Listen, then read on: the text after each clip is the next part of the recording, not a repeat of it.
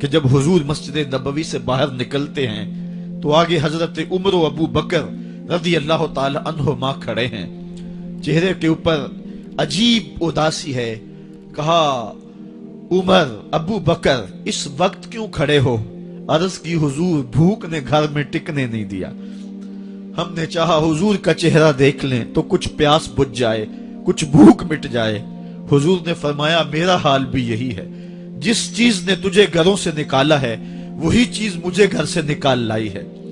چلتے ہوئے حضرت ابو ایوب انصاری کے گھر کے قریب سے گزرے،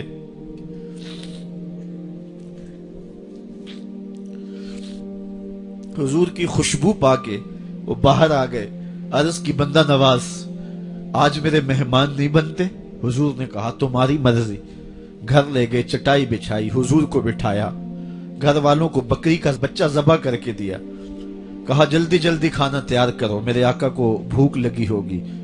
یہ کہہ کے واپس آئے، حضور کے پاس بیٹھے، نظر چہرے پہ پڑی تو گھبرا گئے۔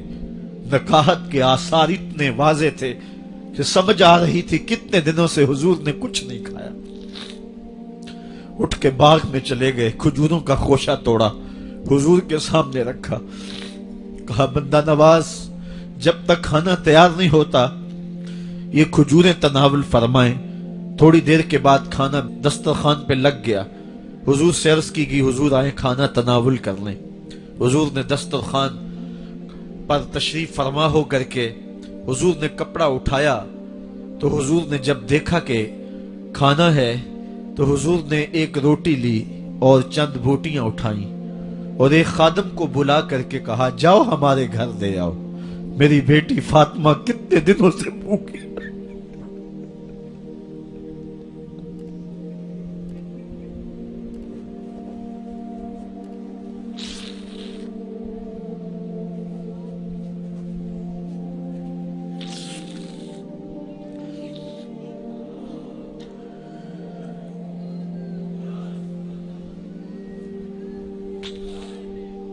کہا جاؤ ہمارے گھر دے آؤ، میری فاطمہ کتنے دنوں سے بھوکی بیٹھی ہوئی ہے، مال کے کونین ہیں گو پاس کچھ رکھتے نہیں، دو جہاں کی نعمتیں ہیں ان کے خالی ہاتھ میں۔ آپ کو پتا ہوگا کہ جب میرے رسول کا انتقال ہوا ہے، حضور کا وصال ہوا ہے، تو حضور کی ایک زرہ ایک یہودی کے گھر میں گروی رکھی ہوئی تھی، حضور نے زرہ رکھ کر کے اس سے قرض لیا ہوا تھا۔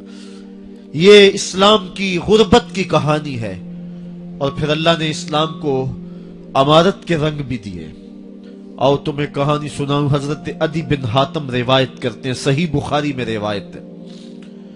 یہ حاتم تائی کے بیٹے ہیں، کہتے ہیں میں حضور کی خدمت میں حاضر ہوا، ایک شخص آیا کہنے لگا حضور غربت نے میرا برا حال کر دیا ہے، اور اس نے شکایت کی غربت کی، پسماندگی کی اور اپنی معاشی بدحالی کی۔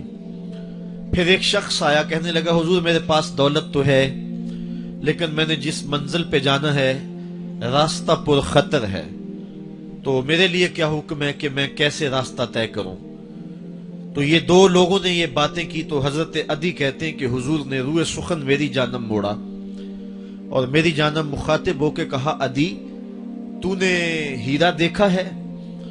عدی کہتے ہیں میں نے عرض کی حضور دیکھا نہیں، سنا ہے، ہیرا یہ شہر ہے عراق کا۔ تو حضور نے فرمایا عدی تو نے ہیرا دیکھا ہے؟ میں نے کہا نہیں حضور دیکھا نہیں، اس کا تذکرہ سنا ہے۔ فرمایا عدی اگر اللہ تجھے زندگی کی مہلت دے تو ہیرا سے ایک خاتون چلے گی، تو اپنی آنکھوں سے دیکھے گا اور مکے تک پہنچے گی اور اللہ کے گھر کعبہ کا طواف کرے گی، اور اس کو ہیرا سے لے کر کے مکے تک اللہ کے علاوہ کسی کا ڈر نہیں ہوگا۔ کہتے ہیں کہ میں نے دل میں کہا کہ پھر بنو طے کے ڈاکو مر گئے ہوں گے جنہوں نے عرب کے اوپر روب ڈال رکھا ہے، تو وہ تو پھر ختم ہو گئے ہوں گے۔ کہتے ہیں میں ابھی سوچ ہی رہا تھا کہ حضور نے مزید میری حیرت میں اضافہ کرتے ہوئے کہا عدی اگر تجھے اللہ نے زندگی کی مہلت دی تو تو دیکھے گا کہ کسرا کے خزانے تیری جھولی میں ہوں گے۔ تو اس دور کی سپر طاقت تھی۔ میں نے کہا حضور کسرا بن ہرمز حضور نے فرمایا ہاں کسرا بن ہرمز.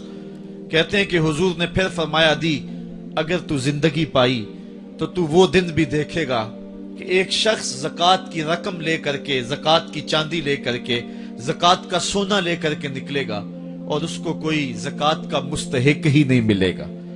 حضرت عدی بن حاتم کہتے ہیں کہ پھر میں نے وہ منظر اپنی آنکھوں سے دیکھا کہ ہیرا سے ایک خاتون چلی اور مکے تک پہنچی اور امن ایسا تھا کہ اس کو اللہ کے علاوہ کسی کا ڈر نہیں تھا. پھر وہ لمحے بھی میں نے دیکھے کہ کسرا بن ہرمز کے خزانے مسجد نبوی کے باہر پڑے ہوئے ہیں.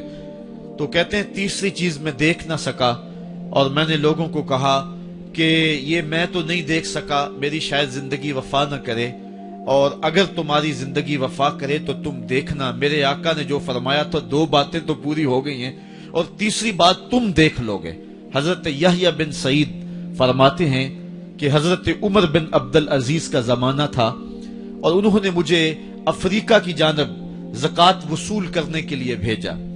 میں وہاں سے زکوٰۃ وصول کی اور پھر میں زکوٰۃ لینے والے مستحقین کو ڈھونڈنے لگا.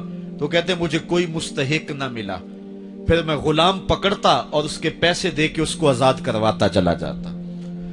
حضرت عمر بن عبدالعزیز کا زمانہ ہے کہ گورنر ہے عراق کا. وہ حضرت عمر بن عبدالعزیز کو لکھتا ہے کہ اتنی رقم ہے، اس کا کیا کرنا ہے؟ تو عمر بن عبدالعزیز کہتے ہیں رقم لے کے یہاں نہ آنا، وہاں عراق کے لوگوں میں بانٹ دو، جو زکوٰۃ کے مستحق ہیں ان کو تقسیم کر دو. تو گورنر لکھتا ہے جو مستحق ہے ان کو دے دی، اب کوئی مستحق نہیں رہا تو میں کیا کروں؟ تو حضرت عمر بن عبدالعزیز کہتے ہیں جو مقروض ہیں ان کا قرض اتار دو. تو کہتے ہیں کہ ہاں قرض بھی میں نے اتار دیا ہے، رقم پھر بھی بچ رہی ہے، کیا کروں؟